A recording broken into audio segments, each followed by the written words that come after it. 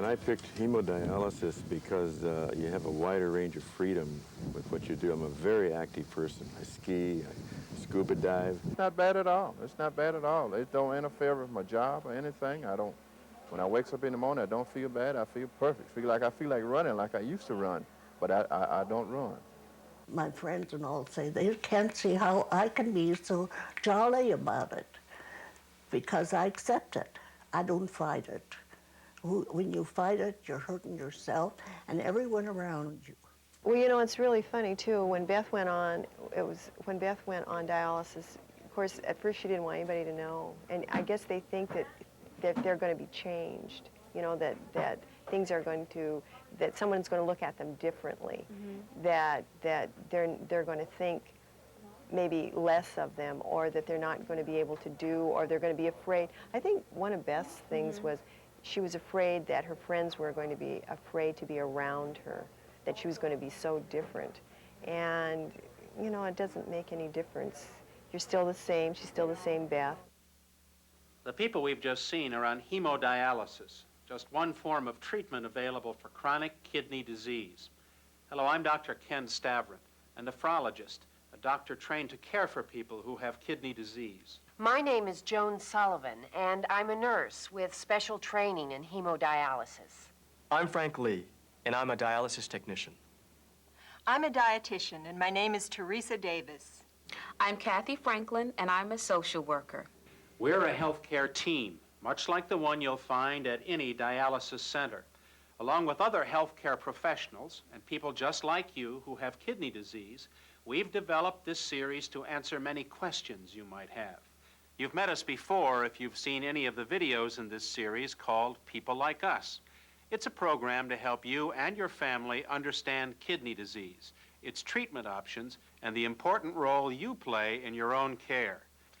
It includes an overview video, a video on transplantation, one on coping, another on nutrition, one on erythropoietin, or EPO as we call it, a special medicine for patients with kidney disease, one on peritoneal dialysis, and this one that deals with hemodialysis.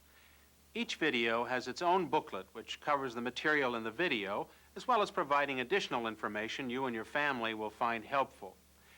In the overview, you learned about kidney disease, and that for you to live, the work that your kidneys do has to be done one way or another. You learned there are two basic treatments for kidney failure: transplantation and dialysis. In transplantation, a healthy kidney is placed inside your body to do the work of your own kidneys. In dialysis, the job of your kidneys is done in one of two ways: hemodialysis and peritoneal dialysis. To learn more about transplantation and peritoneal dialysis, see the videos on those subjects. In hemodialysis, your blood flows through a dialysis machine containing an artificial kidney called a dialyzer. The dialyzer allows waste and excess fluid to pass through while holding back important things like blood cells and nutrients. The wastes and excess fluid are carried away into a cleansing solution inside the dialysis machine called the Dialysate, and your cleansed blood flows back to you. The process takes 2 to 4 hours, and most people have treatment 3 times a week.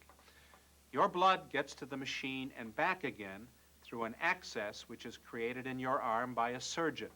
The access joins an artery to a vein and is called a fistula or graft.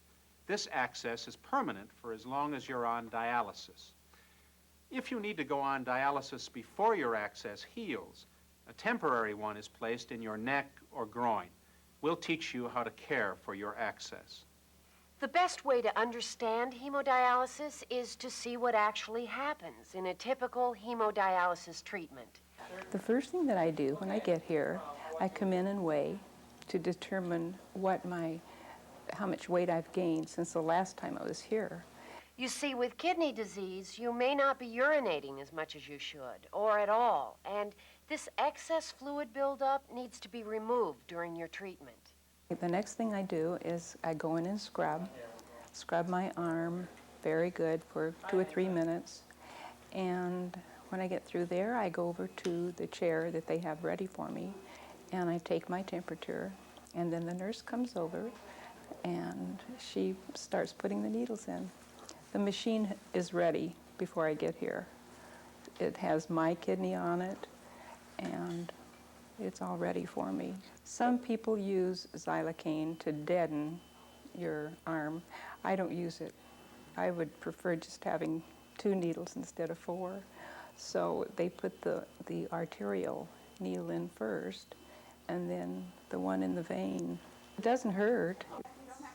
It doesn't bother you at all. They attach the needles to this tube, which is on the machine, and then it goes up and goes through the kidney, and then through the machine, and then it just keeps circulating at a speed of 400. The pump is at a speed of 400. These are called high flux machines. And so my actual time on the machine is 2.5 hours, which isn't bad. A lot of people have to stay there 3 and 4. I just sit there pretty much and relax and read a book. It gives me a great chance to keep up with my reading. At the end, they come over and start taking the needles out. And then I have to hold, my husband holds one side and I hold the other, but we have to hold until that clots. Then they come over and they put a little bit of medication on the spots where the needles have been, and they put a 4x4 and tape around your arm. I can't leave here until I go and weigh myself, and it gives them a check. And usually, 99% of the time, we take another temp to see if your temperature is okay before they let you go. Not all dialysis centers are the same. In one center, a nurse may take your pressure, and in another, it may be a technician. Or your temperature may be taken at your chair instead of after your weigh-in. There are lots of little differences like that, but the basics are the same. And you may be even doing some of these things yourself. Technicians like me take care of the dialysis machine and make sure it's sterilized and ready for use. If your center reprocesses dialyzers, we're the ones who sterilize them and get them ready for your next treatment. Many centers offer the opportunity to dialyze at home, and this can give you more independence and control over your time in treatment. For patients who live in rural areas, it may be the only form of hemodialysis available to them. To dialyze at home, your medical condition should be stable, and you'll need to set up your home for the machine and other equipment. You could need changes in your home's plumbing and electricity. You'll also need a care partner to help you and room for supplies. If you're interested in home dialysis, you and your care partner will receive special training on how to do your treatment safely. You have more freedom. It's less clinical. It's more like natural home life. I can fix him a real dinner. We get him on. He gets home from work and takes a shower, changes into comfortable clothes.